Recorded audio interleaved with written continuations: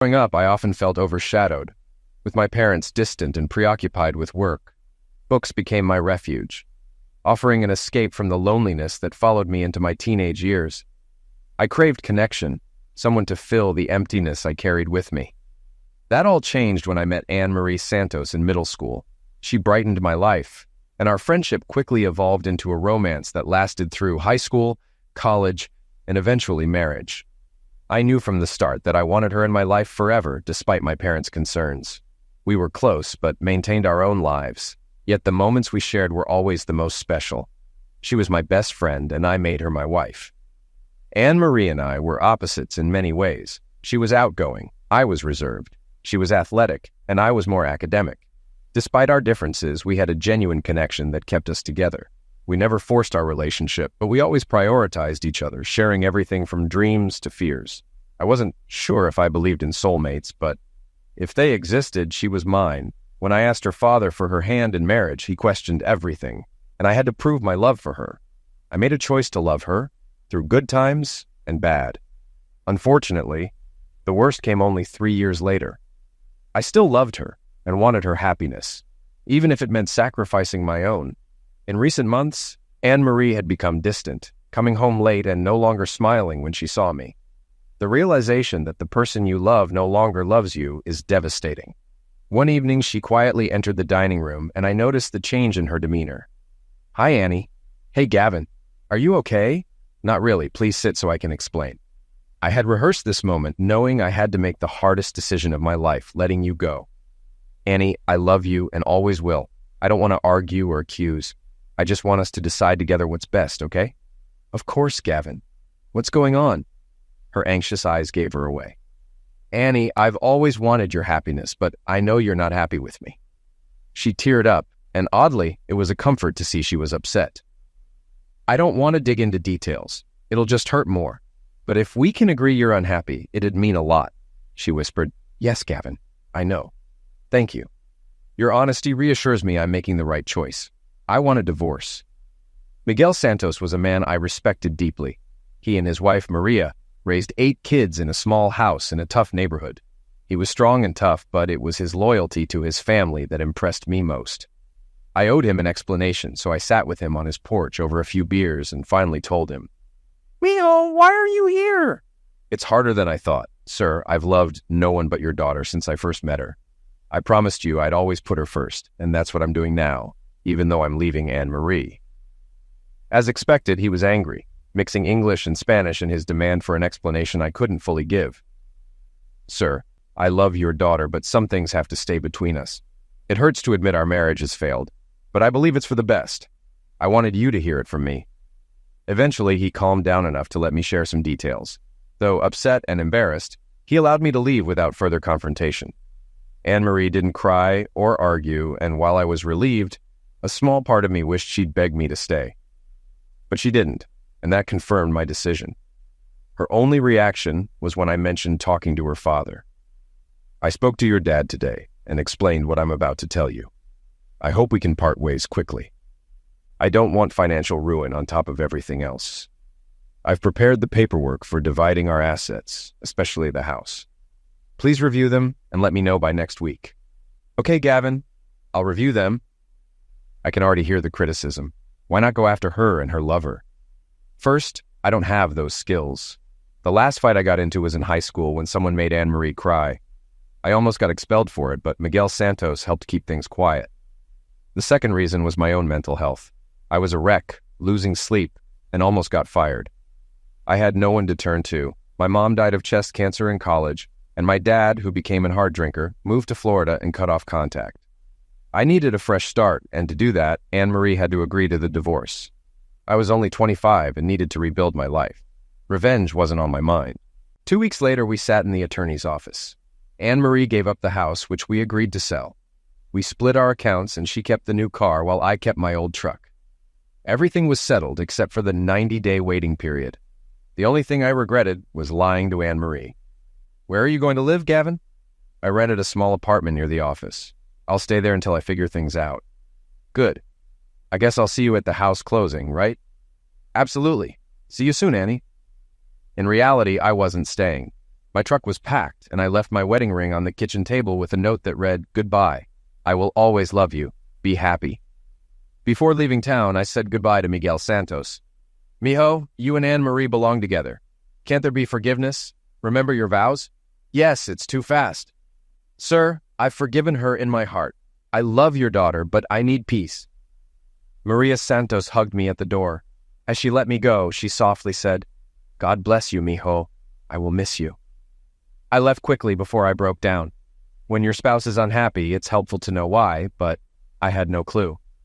Little things had come up, like leaving the toilet seat up, but recently we hadn't even argued.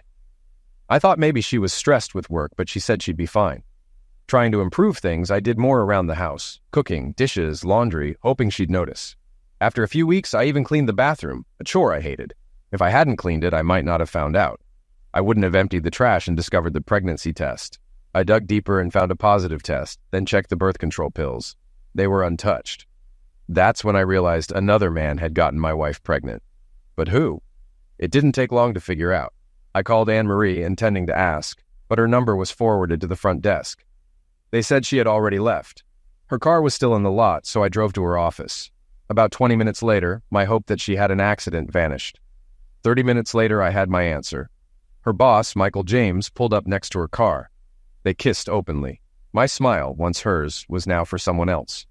That was all I needed to know. I got home ahead of her and hid my feelings that night. She barely looked my way. In just over 2 hours, I knew my marriage was over and realized it was a 20-hour drive to Las Vegas. I made the trip in 4 days, driving through Nebraska, Colorado, and Utah. The peaceful scenery slowed me down, and I wasn't sure if my truck could handle the terrain. On the 4th day, I checked into a hotel, slept for 18 hours, and spent the next day filling out housing applications.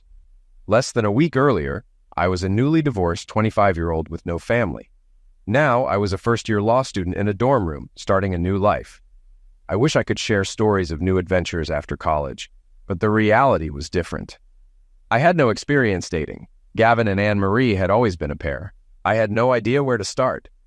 During law school, I never went on a single date or made close friends.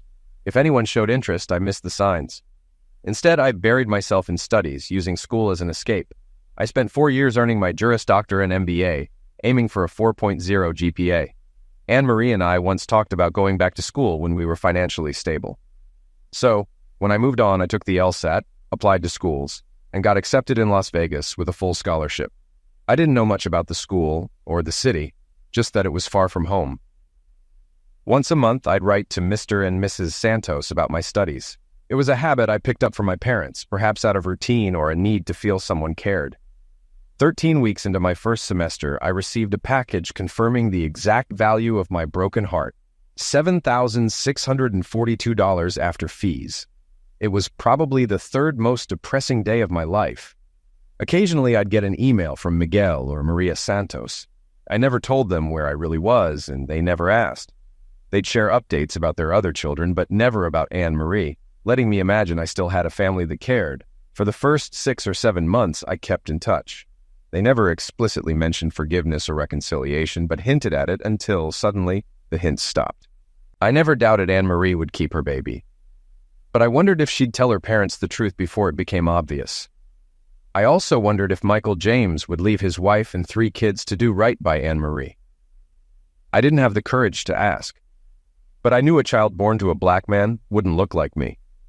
I felt like a coward when I sent flowers, balloons, and a gift basket to the James home, congratulating them on the baby. I sent a duplicate to Anne-Marie's office, addressed to the company president. I promised myself I wouldn't stoop to hurting anyone, even Michael James, but the pain was too much. I didn't spread rumors, just offered my congratulations. I was genuinely happy for Anne-Marie, knowing she was working toward her dream of a big family. But I couldn't ignore that her happiness came at the cost of my pain. Without knowing what happened after my gifts, I imagined a disastrous outcome for Michael James, however unlikely. This small, cowardly act allowed me to close that chapter of my life. I was still hurting, but it was over. My social life suffered for years after the divorce. My first real friend was a colleague 20 years older. I joined a small law firm specializing in real estate, where I found I had a knack for contracts, numbers, and eventually, people. Gavin, people need to trust you to solve their problems. They hand you the keys to their dreams, and you have to deliver. You've got a gift, and I'll help you use it. David Rothschild, the senior partner, became more than just my boss. He was my mentor and life coach. A legend in real estate law, he was known for negotiating multi-million-dollar deals.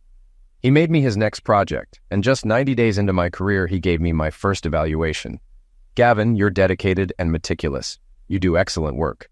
Thank you, Mr. Rothschild. But as a person, you're completely out of touch. Are you 30 or 90? Let's go for a walk. That's how our weekly Gavin project meetings began. Rothschild was brilliant. He'd ask questions, let me talk, and share stories.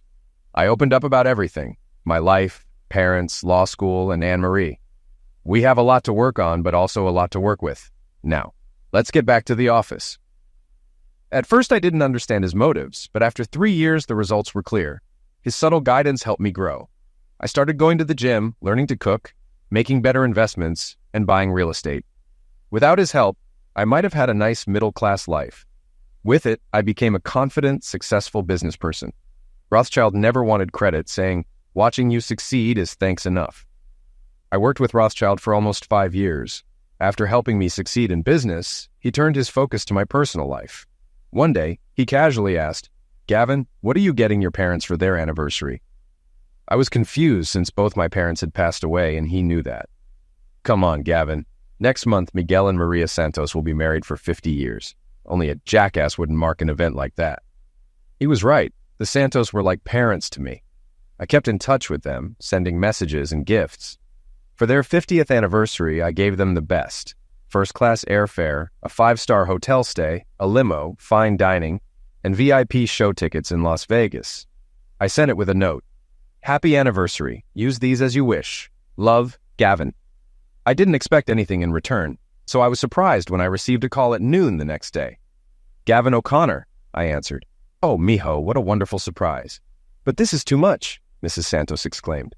"Mrs. Santos, it's lovely to hear from you, but you and your husband deserve this, and I'm honored to give it to you," I replied warmly. "Oh, Gavin, you've always been such a wonderful boy. Un momento. Miguel wants to talk," she said, handing the phone to her husband.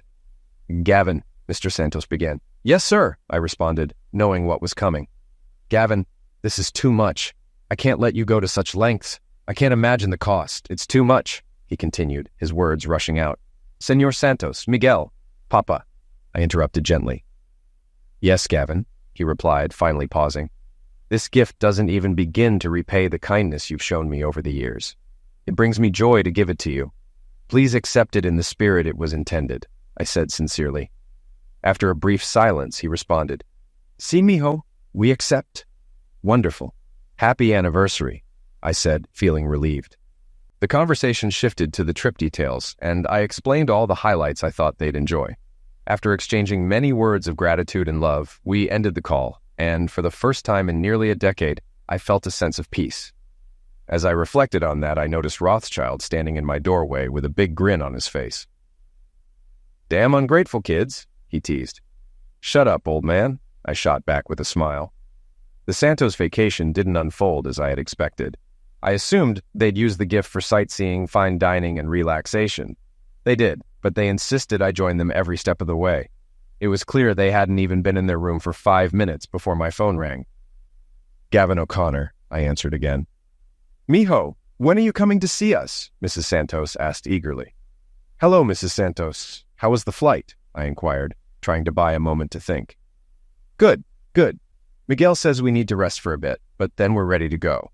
"When will you be here?" she pressed.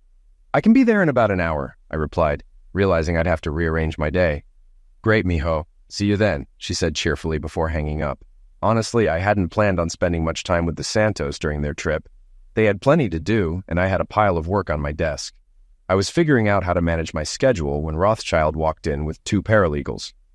"Gavin, I've given you some time off. You need a break. Now get out of here and don't come back for a week or you're fired," Rothschild commanded, leaving no room for argument.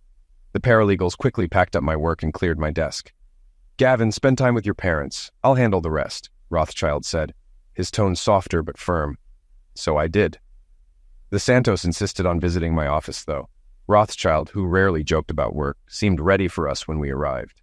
He gave the Santos a personal tour, introducing them as my parents. In the conference room, he spent nearly an hour talking about my work, praising my accomplishments, and treating them like royalty. It was heartwarming to see the Santos beaming with pride, especially Maria, who kept patting my hand every time someone complimented me. "We're so proud of you, mijo." The rest of the week followed the same pattern. Rothschild's influence was evident everywhere we went. I had chosen the limo, resort, restaurants, and shows based on my business connections, but Rothschild ensured we were treated like VIPs. We were welcomed by owners and directors who shared stories of how I'd helped them and offered us the best seats, wine, and service. It was impressive. Mr. and Mrs. Santos, I have to admit this week has been more eventful than I expected. I know these people, but I've never received this level of service before. My daily life is much simpler. Gavin, it's wonderful that you have so many friends who wanted to show us how special you are. We always knew you were special, and we've always been proud to call you that. Maria couldn't finish, so Miguel stepped in. Our son, you are who you are and always will be. You took an oath before God that made you part of our family, and you fulfilled that vow. You've been a constant in our lives since you were a baby, and we've had the honor of watching you grow into a fine man. A father couldn't ask for more. Gavin, we love you and are very proud of you. Miguel Santos had aged, but his strength was still formidable. His hug felt like he might break a rib, and moments later Maria joined in, giving me a long-awaited family moment that filled me with joy. Their visit flew by, and I was sad to see them go, but I promised to visit them soon after handling some business. Rothschild knew exactly what I needed. I returned to work motivated, and when I shared my idea, he just smiled and gave his approval. The project was small and wouldn't generate long-term income, but it was probably the most important one I'd ever undertaken. In 6 weeks, I completed almost all the title deeds, secured a buyer with full financing, and made a few key phone calls. Armed with new information, I booked a flight back to my hometown for the first time in nearly 10 years. At the airport, I met Amy and Lydia, who worked at a coffee kiosk. I overheard them talking about their broken appliances and unresponsive landlord. When Amy handed me my coffee, I gave her my card with instructions. "I overheard your conversation. I think I can help. Call the number and ask for Marcus. Tell him Gavin sent you and that you need Melvin's help. He'll take it from there. If you need help finding a new place, Marcus can assist. I've written everything on the back." As my flight was called, I added, "Don't worry about the cost. Just use the number. Good luck." Why did I offer to help them? Simple. I've seen a lot of bad landlords in real estate, and Rothschild taught me that real estate isn't a zero-sum game. The best deals benefit everyone. A few calls, a letter, and some work from a paralegal could get these girls out of a bad situation. We did pro bono work from time to time, and this was no different. I sent Marcus a quick email so he wouldn't be caught off guard when the call came. The flight to Omaha was short. I got my rental car and luggage, then drove around the city. Not much had changed, though it no longer felt like home. I passed through the Santos' neighborhood, where most houses were in disrepair except for theirs. The area had clearly been neglected. My destination was a new condominium complex with condos above retail spaces, restaurants, a theater, and stores, including a grocery store. The design was unique to the area, and everything seemed perfect. The apartment I had was brand new, with 2 bedrooms, a spacious open living area, a den, and a large balcony overlooking a park. The master suite was spa-like, with a jetted tub and a large tiled shower. The place was beautifully furnished with top-of-the-line fixtures and appliances, a few personal touches, and it would feel like home. The Santos met me for dinner at one of the restaurants, arriving on time and dressed for a night out. We had a great dinner filled with laughter, hoping the rest of the evening would be just as enjoyable. Miguel and Maria Santos, both 67, had been married for 50 years. They were still young at heart, but showed signs of a lifetime of hard work. During our time in Las Vegas, I learned they were ready to retire, but worried about their finances and living in a neighborhood surrounded by crime and abandoned houses. My goal was to change that. As Rothschild reminded me, this is what children do for their parents. I invited the Santos back to the condo for a late-night party. When we stepped into the elevator, they looked surprised. "I didn't know this was a hotel, mijo. These rooms must be expensive." "Yeah, we need to talk about that." When I opened the apartment door, they were impressed with the room. I had asked their 7 children to describe the Santos dream home, and I made sure to cover all their preferences. Their attention then shifted to the champagne. "Are we celebrating?" "Yes, I hope so." "What's the occasion?" I popped the cork. "Your retirement and new home." I raised my glass and gestured around the room. "Oh my goodness, this is too much. We can't accept it. It's not a gift, but you'll have more than enough to buy it. Please sit down and let's discuss it." They were hesitant, but things were going well. "When we sign these documents, we'll form a partnership, the Santos Investment Group. First, we'll close on 19 properties near your house. Then we'll package those with your current home, request a zoning change, and sell them to Property Management International, which plans to build a hotel and retail space next to the new arena. We'll receive the sale proceeds within 90 days. I showed them the highlighted dollar amount on the paper. They were shocked. "This apartment is rented for the next 3 months with an option to buy. Here's the cost." I handed them another paper. "Half of the remaining profits will fund a lifetime annuity for you both, with monthly dividends." I showed them the third paper. "You'll be able to retire comfortably in your new home. I'm just offering business advice and free legal services." They wouldn't become rich, but they'd never have to work again. It was a silver parachute, and it would be enough. "Gavin, how did you manage this so quickly?" "Buying the property next to yours took some effort, but Rothschild found a buyer through his connections. A new casino is being built across the river in Iowa, so we negotiated the price based on that. The zoning change will happen with the help of our buyer's contacts on the city council. The rest is just a solid investment." Maria cried but smiled, and Miguel shook his head in disbelief. "It's a miracle, more than we could have imagined," Anne-Marie's voice echoed with genuine surprise. "No one deserves it more than you two," I replied, offering sincere congratulations. I hadn't seen or heard from Anne-Marie in 10 years. Her parents and siblings never mentioned her, and she had faded from my thoughts long ago. But when I saw her again, it was as if I had awakened from a deep sleep. I had loved her throughout my youth and early adulthood, but now I felt nothing. Our meeting was entirely coincidental. I needed to pick up a few things for an upcoming trip, and the new mall had one of my favorite stores. While browsing, I heard a familiar voice behind me. "You have great taste," Anne-Marie said, her tone a mix of surprise and nostalgia. I turned to find her looking much as I remembered, older, with a less radiant smile and a few extra pounds. She was simply a more mature version of the woman I once married. "Hi, Anne-Marie," I greeted her, not quite sure what to expect. "Why are you here?" she asked, her voice tinged with curiosity. "I'm shopping. And you?" I responded, keeping the conversation light. "Oh, I work here now," she explained. "I meant, why are you in town?" "Just finishing up some business and visiting old friends," I answered. "Was I on your list of friends to visit?" she asked, her tone half joking but with a hint of hope. "Honestly, no," I admitted. "Oh, okay. Nice to see you, Gavin," she said, a touch of disappointment in her voice.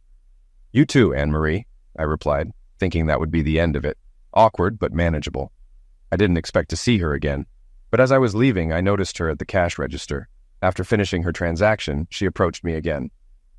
"Gavin, how long will you be in town?" she asked, a bit more tentatively this time. "Maybe a few days," I replied, still unsure where this was going. "Do you think we could get together and talk, at least a little?" she asked, handing me her card. "I'll think about it," I said, taking the card but not committing to anything. I walked away without another word. I had moved on and didn't have anything more to say to her. Yet, against my better judgment, 2 nights later, I found myself sitting alone in a booth at one of my favorite bars. This was a place where Anne-Marie and I used to meet friends after work on Fridays. It felt different now. When she arrived, she was dressed up, wearing a little black dress that showed off her curves, black heels, and carefully done makeup. If she'd been a stranger, I might have bought her a drink. She looked good. I didn't stand when she slid into the booth across from me. She waited a few moments before speaking. "You lied to me," she began, her voice tinged with accusation. "And you lied to me first," I retorted, both of us knowing exactly what the other meant. She looked momentarily embarrassed before continuing. "I didn't think you'd actually leave town. I hoped we'd have a chance to talk," she confessed. "What would have been the point?" I asked, genuinely puzzled. "I don't know, but I wasn't happy when you left," she admitted, her voice softening. "Well, you didn't give me a choice, so I don't feel guilty about your unhappiness," I replied, my tone blunt but honest. She seemed surprised by my frankness, but I wasn't interested in sugarcoating the past. "Gavin, I never stopped loving you, even after what I did," she said, her voice trembling slightly. I sighed, sensing that she was about to revisit old wounds. "Anne-Marie, the only good thing about our divorce was that you never lied to me, probably because I didn't give you a chance. But I won't sit here if you're going to lie now. What do you even want? Why are we sitting here? Nothing will change what happened. But you never fought for me. You just gave up without even arguing. It was so unexpected. Why did you leave without trying? I thought you loved me. We'll have to agree to disagree. From my view, you gave up on me without a word. You abandoned me without a chance to fix things. I just put it in writing. That was a mistake, Gavin. I made a huge mistake, and I'm sorry, okay? Anne-Marie's voice wavered as she spoke, her eyes pleading for forgiveness. I groaned inwardly. The years apart had given me clarity, but it seemed they had left Anne-Marie clinging to delusions. Nonsense, I shot back, refusing to let her rewrite history. Her eyes watered, but I knew everything she said was a lie. Just because things didn't turn out as you hoped doesn't mean you can rewrite history, I continued. Don't insult my intelligence by pretending you care. I did care, Gavin. I loved you. I still love you, she insisted, her voice thick with emotion. You honestly believe that? I asked, incredulous. It's true, Gavin, she affirmed, her gaze steady. Okay, let's explore that, I said, leaning forward. Was it you or Michael James who decided I should be deprived of sex with my loving wife? She looked me in the eye, a flicker of shame crossing her face, but mostly reluctance to answer. It was him, she finally admitted.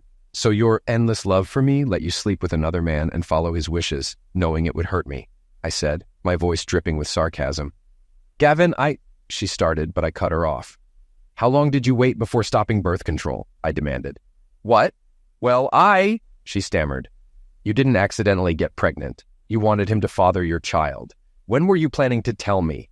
Or were you going to pretend it was mine? I pressed, watching her squirm. She didn't bother to answer. Why aren't you with him? Where is he? I asked, shifting the focus. He didn't want me, she confessed, her voice barely above a whisper. His wife found out, and so did his boss. His wife divorced him, and he had to resign. He left me. I had to quit my job, too. It was too embarrassing. And I'm supposed to feel bad? Why? I asked, my tone icy. I don't know, Gavin, she said, her voice breaking. I made a mistake, got involved in something bad and couldn't stop. I know I was wrong. Can't you forgive me? I love you. I died the day you left and missed you ever since. I wanted you to come back, to give me a chance to apologize, to tell you I'd never do it again. I'm all alone, Gavin. My parents barely talk to me, my siblings avoid me, and I have no friends. I'm all alone. Anne-Marie, I forgave you a long time ago, but there's no going back, I said firmly. You have your child. He can keep you warm at night. That's cruel, Gavin, she said, her voice tinged with hurt. No more cruel than the lies you're telling me, I responded, unyielding. I'm not lying, Gavin.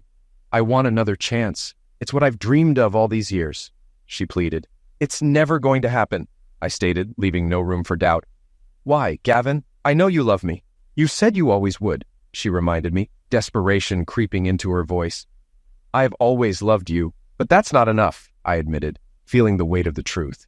Why not? She asked, her voice trembling. 2 reasons. First, I'm not the same person who married you. I've changed, and you don't know me anymore. I certainly don't know you if I ever did, I explained. You do know me, Gavin. I'm still the same woman you loved. So what's the second reason? She asked, clinging to hope. That's the first honest thing you've said. But here's the second reason, then a question. You wanted someone else, and I let you have him without a harsh word, because I loved you. Since I left, I've gone to law school, passed the bar, started a new career, and built a new life. But I haven't been with another woman since our last time together. So tell me, how many men have you been with while you've been pining for me? Anne-Marie couldn't even look me in the eye. You see, Anne-Marie, I knew you were telling the truth. But back then, I didn't realize that the woman I loved was a lying, cheating person. How could I ever trust you again? Why would I even want to? Give me one reason why I'd let you back into my life that wouldn't just benefit you. If you can do that, maybe we have a chance. She cried quietly as I stood up to leave. That's what I thought.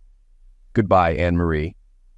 3 months later, I saw them again, while heading back to Omaha for business. Everything was going smoothly, and Miguel and Maria were enjoying their new home. Seeing them so happy warmed my heart. The women serving customers at the coffee kiosk giggled and smiled this time. I was deep in my phone when they called my name. Mr. O'Connor? A voice called out, catching my attention. Yes, can I help you? I responded, turning to face them. At first, I didn't recognize the two women, but then it clicked. Oh, right. How did it go? I asked, recalling our previous interaction. Fine, Mr. O'Connor, the brunette replied.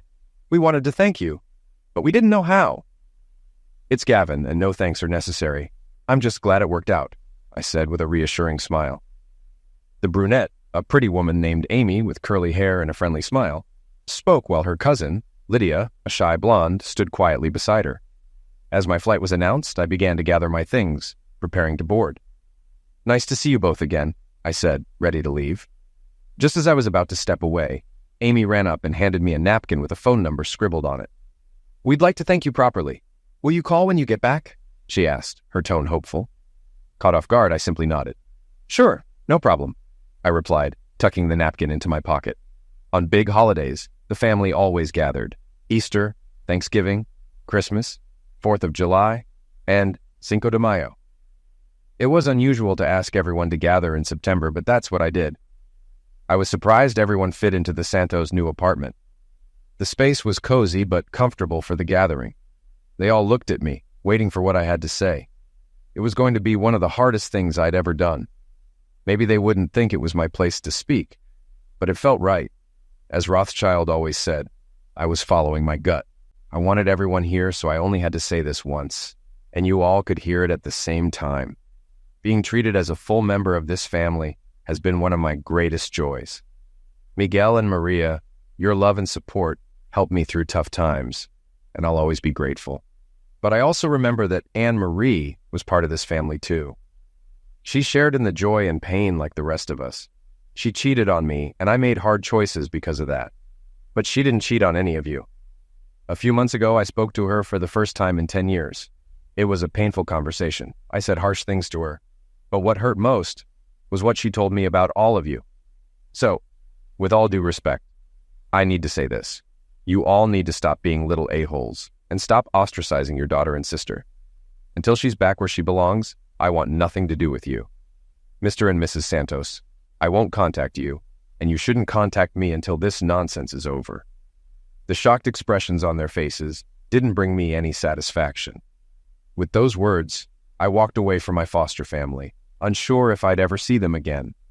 The next year was hectic, both professionally and personally. In the office, we worked at a breakneck pace that was unsustainable. After almost 8 weeks of 14-hour days and non-stop deals, Rothschild had enough.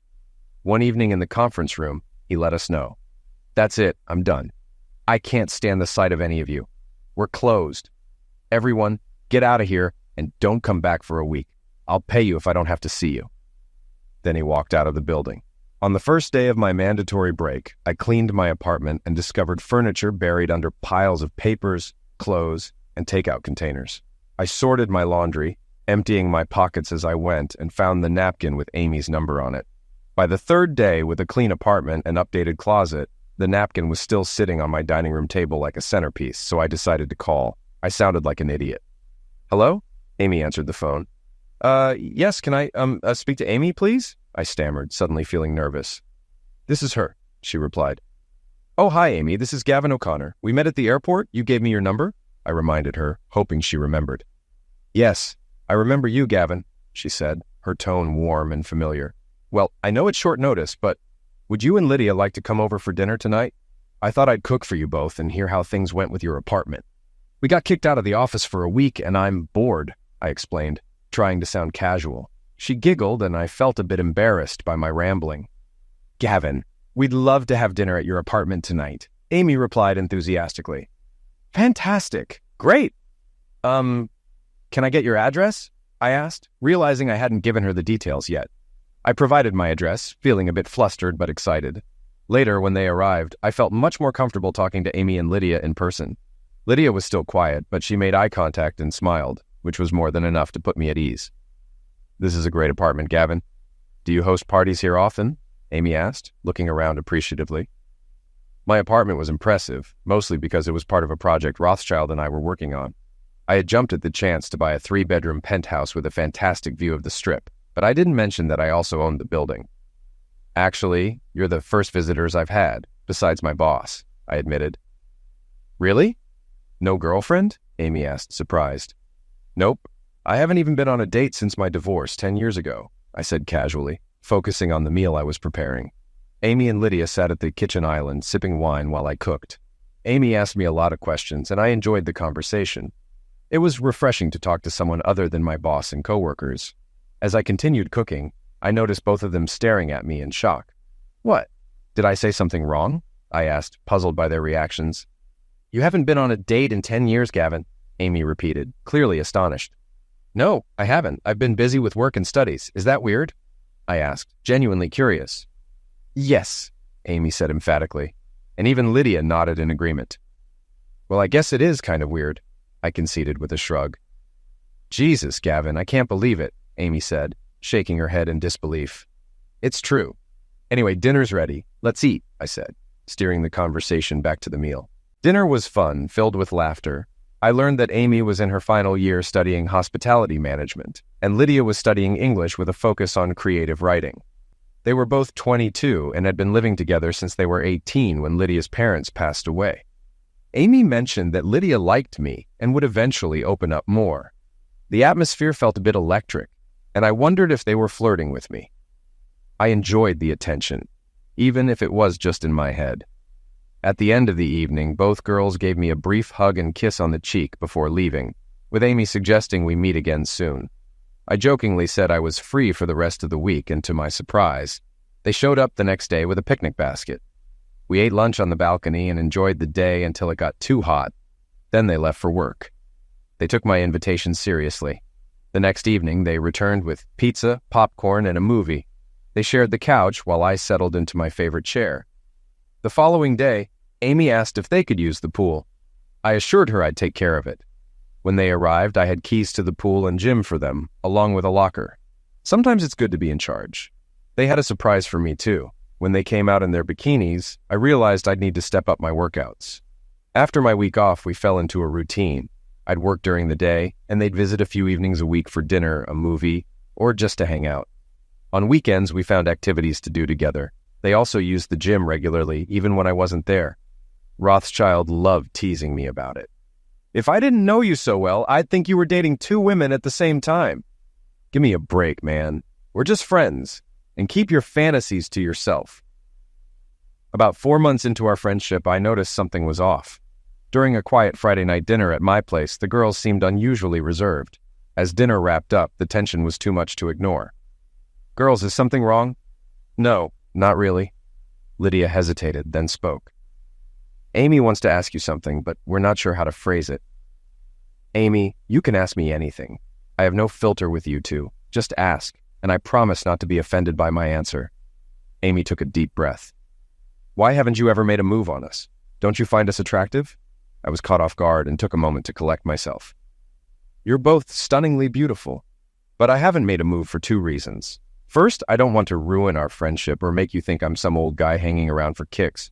Second, I'm not even sure I know how to make a move. I've never had the chance. Amy and Lydia exchanged a glance. Then Amy continued. Gavin, we really enjoy spending time with you, and we both like you a lot. I like spending time with you too. But Lydia and I are looking for someone special, and we want you to understand what that means.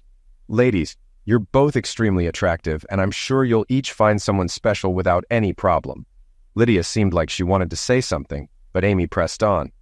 Gavin, we don't want to find 2 separate special people. We want one. And we think that person might be, well, you. I was stunned. Before I could respond, Amy added, we want you to understand what we're asking. Lydia wants you to read some of her work tonight. We think it'll help you understand what we're looking for. Then we can talk tomorrow about what this means for all of us. Can you do that? I think I can. You just want me to read her stories? Yes, Gavin. And then we'll talk. I realize this might give you the wrong impression of me. I have strong beliefs about right and wrong, and I treat the people I care about with kindness and respect. I believe in live and let live, as long as no one is getting hurt. However, I can also be tough when necessary, especially in business. Rothschild called it my Jekyll and Hyde quality, giving people a head start but not hesitating to retaliate if crossed. I wasn't like this before Anne-Marie broke my heart. Her betrayal made me fiercely loyal to those I trust and ruthless to those who betray me. For a long time after the divorce, I had little interest in romance. The pain of the divorce consumed me, and anything that reminded me of Anne-Marie was unbearable. I coped by focusing on my studies and work. It took years for the pain to fade. I had missed out on a lot of life experiences because I met the love of my life so young. I had never asked a girl out, never had a one-night stand, and didn't know how to attract someone. Fear of rejection held me back. I was confident in many things, but thanks to Anne-Marie, I felt insecure about relationships. 10 years passed, and I began to think I'd never get the chance to try something new. With that mindset, I read Lydia's stories. They were beautifully written, full of vivid imagery and well-drawn characters. I learned a lot about Lydia from her writing. The next day, the girls arrived around noon. I was worried I might ruin our friendship. After getting drinks and snacks, we settled in the living room. Amy got straight to the point. Lydia and I aren't involved with each other sexually. Okay, that's important to know, but honestly, I hadn't thought about it. Lydia smiled as Amy continued. We've always looked out for each other. We're not just cousins, we're best friends. When we started getting interested in boys, we'd talk about what we liked and what we wanted. I've always been drawn to sweet, caring guys, while Lydia has been attracted to more assertive alpha types. The guys she dated were great in bed, but often treated her poorly on dates. Even though I understood her attraction, I didn't want her to get hurt. They sat together, holding hands.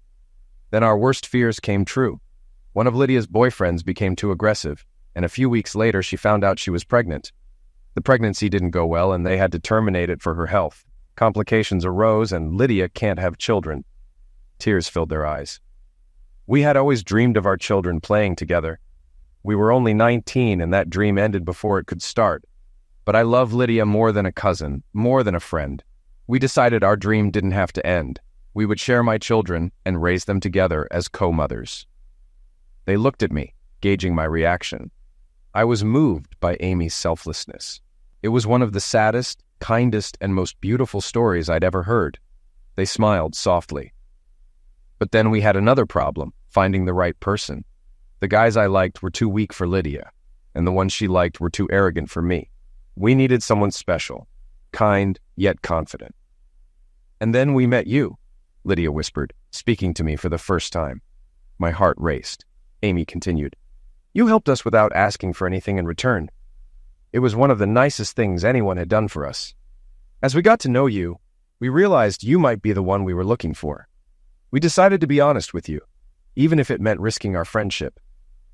I was stunned, realizing I'd been offered a life with both of them. This is a lot to take in. I need some time to think. Can we take a break and talk more over the weekend? Of course, Gavin, we understand, Amy replied, and they left quickly. I already knew my answer, but wanted to give them a thoughtful response. They had shared something deeply personal, and I wanted to respond in kind. Later that afternoon, I ran some errands, then returned to my apartment and sent a text to Lydia before calling Amy. Hello? Amy answered. Hi, Amy, it's Gavin. I was wondering if you'd like to have dinner with me tonight, I asked, trying to keep my tone casual. In the background, I could hear Lydia's phone ringing, followed by her surprised sigh. Gavin, I'd love to have dinner tonight, Amy replied warmly. Great, I'll pick you up at 7 o'clock, I said, feeling a sense of anticipation. After I hung up, I waited for Lydia's response. The message I had sent her was riskier. Be at my place at 6:15. Don't be late. You'll be staying the night. Her reply came quickly and simply. Perfect. When I arrived to pick up Amy, I was momentarily speechless. She looked stunning in a little black dress. I handed her a bouquet of white lilies. Wow, you look amazing, I said, genuinely impressed. Thank you, Gavin, for the flowers and the compliment, she responded with a smile. Our evening was romantic. We shared wine and sushi at one of her favorite restaurants, then went to a nightclub for drinks. We talked about our dreams, future plans, kids, and family. By the end of the night, we had bonded deeply. As we walked through a park holding hands, I couldn't shake a lingering worry. What's bothering you, Gavin? Amy asked, sensing my unease. Why me, Amy? I'm over 10 years older than you, divorced, and every eye was on you tonight. You could have anyone, I confessed, my insecurity slipping out. Gavin, you'll figure it out soon. But for tonight, can you accept that you're the one? There's no one else for me, she reassured me. Yes, I can live with that. Thank you for a wonderful evening, Amy, I said, feeling more at ease. No, Gavin, thank you, she replied, squeezing my hand. On Easter Sunday, I found myself in my old church, feeling out of place. I had converted to Catholicism to marry Anne Marie and was a faithful parishioner during our marriage, but it felt strange to be there again. I'd been sitting alone for about 15 minutes when someone sat down next to me. "This seems like a good place for confession. Forgive me, Gavin, for I have sinned," Anne Marie said, breaking the silence. "Anne Marie, I forgave you a long time ago," I replied, turning to face her. "I know, Gavin, but you forgave me when I didn't deserve it, when I wasn't even sorry. Now I understand the pain I caused you. I wish I could take it all back. I always thought you deserved someone better. I'm so sorry I couldn't be the woman you deserved. Thank you for giving me my family back. My dad told me it was because of you. Thank you, Anne Marie. I appreciate your apology. You're always welcome." Mass went well, and Easter brunch was enjoyable. But as the day went on, I realized there was no longer a place for me in the Santos family. It was time to move on. When it was time to leave, there were tearful goodbyes. Maria Santos hugged me at the door, understanding more than she said. She placed her hand on my cheek, closed her eyes for a moment, and then whispered, "God bless you, Micho. I will miss you." My personal life was far from normal. For months, Amy, Lydia, and I had settled into an unusual pattern, spending most of our time together as a close-knit trio. If they had lived with me full-time, we might have spent only a few hours more together each week. I was very happy dating Amy, though our relationship hadn't progressed beyond kissing. She believed we'd both know when the time was right, and I agreed. The oddest part was that she had no problem making me tense and then sending me to Lydia for relief. Lydia, for her part, blossomed under this arrangement. Amy told me that Lydia had thought I was perfect from the start. Lydia needed guidance, which made her feel safe and cared for, and I gradually took over that role from Amy. The turning point was the flowers. I hadn't thought much about giving them flowers, but it felt right. I gave Amy flowers on our first date and at random moments because it was romantic. Lydia's flowers were a thank you, delivered separately due to circumstances.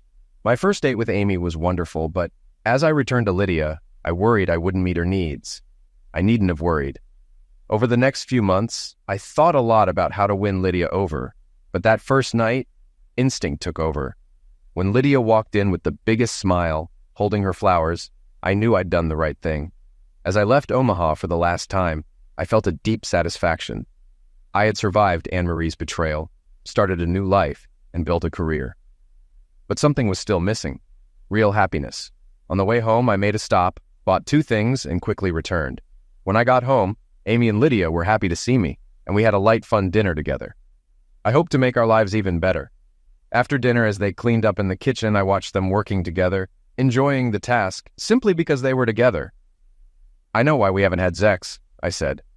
Lydia turned to look at me, while Amy kept her eyes on the sink.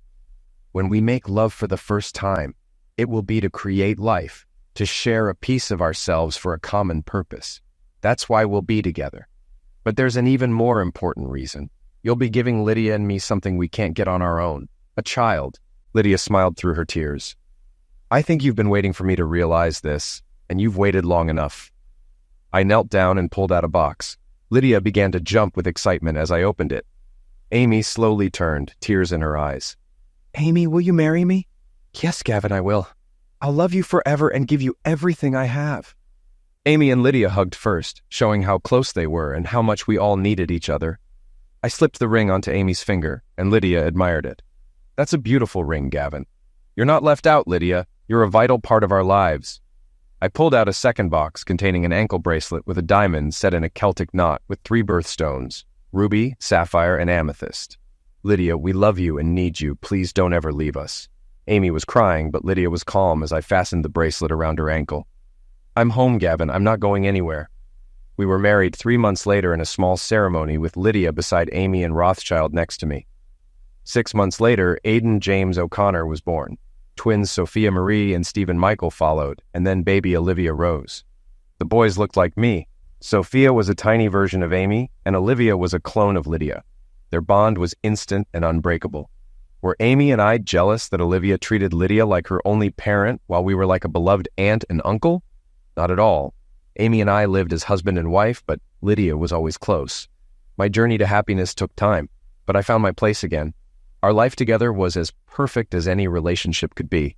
I loved Amy, Lydia, and our children. Amy loved me, Lydia, and the kids. Lydia loved Amy, needed me, and gave our children a mother's love. We've never shared our lifestyle publicly, and only our closest friends know the truth, but we live a very happy life together.